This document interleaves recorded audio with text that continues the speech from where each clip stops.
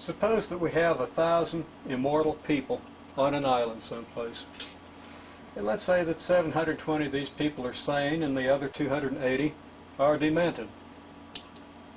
At the end of a year, of any given year, 20% of those originally sane, by originally I mean at the beginning of that year, will have become demented.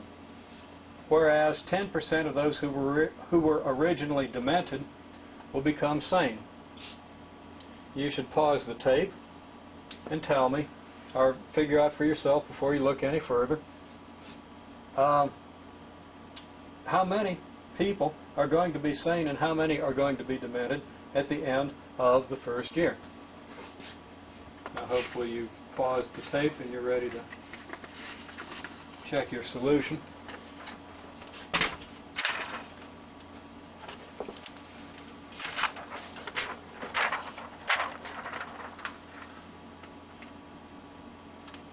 Okay. We can depict what happens by this sort of a diagram. You have 720 sane people. If 20% of that 720 sane people become demented, then you're going to have 144 people going over here to the demented side. And if 10% of your demented become sane, 28 of the demented will become sane. Now that translates to a net change of 144 minus 28 over to the demented side. 144 minus 28 is 116. So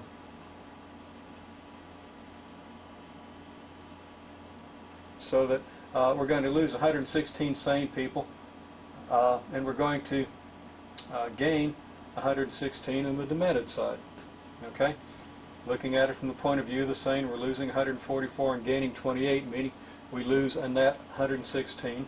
Looking at it from the demented point of view, we gain 144 and lose 28, thereby gaining 116. Now if we gain 116 from, starting at 280, we'll be at 396. Losing 116 of the 720 leaves us 604. Now the whole process is going to repeat itself in the next year, but starting with 604 sane and 396 demented. So that when we lose 20% of the sane, we're going to lose 120.8 sane people. When we gain, or when the demented population has 10% go over to the sane, that's going to be 39.6 going over to the sane side. So 120.8 sane people, 39.6 demented people. Change categories. The decimals here might bother you. How can you have a fraction of a person? And that's a valid concern. For the purposes of this model, we're going to assume that people can be fractional. And actually, what we're dealing with here is probabilities. So we're trying to find the most probable number of people. That number could be fractional, according to the model we're using here. There are some models where you don't allow fractional parts for very good reason. But in this model, being a probability model as it is, we're going to be able to do that. Then we're going to end up with 522.8 sane, 477.2 demented, and we're going to be able to repeat the process. This process could repeat over and over and over again. Now we pose the question of how many sane are we going to have after 100 years and how many demented?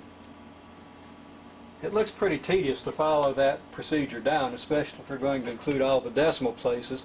Of course, practically we would begin rounding off at some point. But this question looks pretty tedious.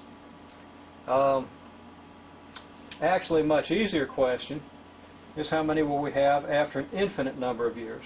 Turns out that that's a lot easier than figuring out 100 years. Because to find out how many after an infinite number of years, we don't have to do 100 repetitions of the cycle. We don't have to do an infinite number of repetitions. There's a trick that we can use, and you should